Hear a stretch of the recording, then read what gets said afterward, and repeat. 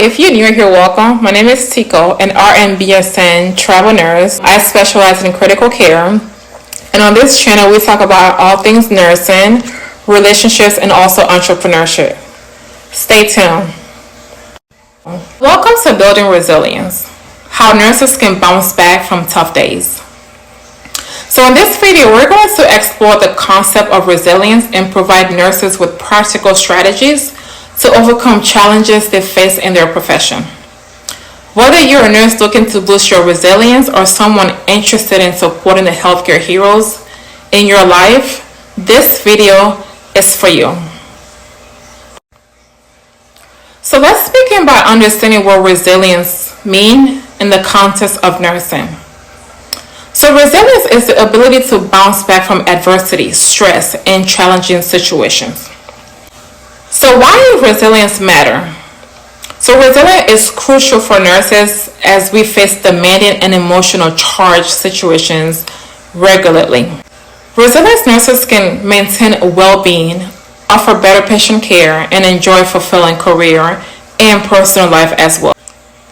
So another strategy when it comes to building resilience for our nurses at the bedside is practicing mindfulness to stay present and reduce stress. Seeking support. Lean on your colleagues and friends for emotional support. And me personally, I lean on my family. I'm not going to lie to you. When I'm away from home, just staying on the phone constantly with my family is a way for me to actually lean on my support system, which is my family. It takes time to build friendship and supporting network when you're on this travel assignment. So let's talk about coping with tough days. Let's delve into strategies for coping with tough days at work. When it comes to coping with tough days at work, number one, you want to focus on accepting emotions. It is okay to feel a range of emotions. Accept them and process them.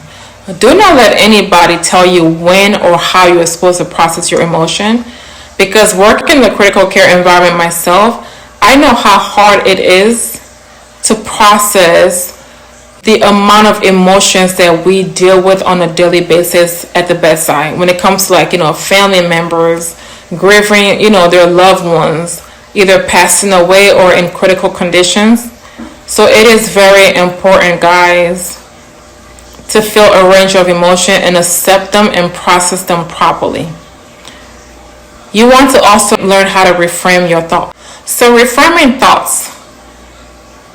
Practice cognitive reframing to shift negative thoughts, especially when you are present at the bedside. Because it is so easy to have colleagues that either don't like you or are not welcoming to travel nurses to have negative behavior or attitude towards you. So you have to learn how to reframe your thoughts. Now, I'm not saying, not to deal with these thoughts at the right time, but just learn how to reframe it into something positive. Okay? So let's talk about positive self-talk. Use positive self-talk to boost your resilience. A mentor of mine advised me to implement into my daily routine is whenever I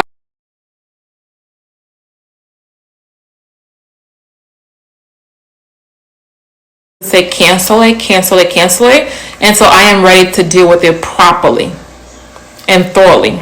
Lastly, let's discuss how nurses can learn from their own experiences. Let's talk about debriefing. So participate in debriefing sessions with colleagues after challenging cases.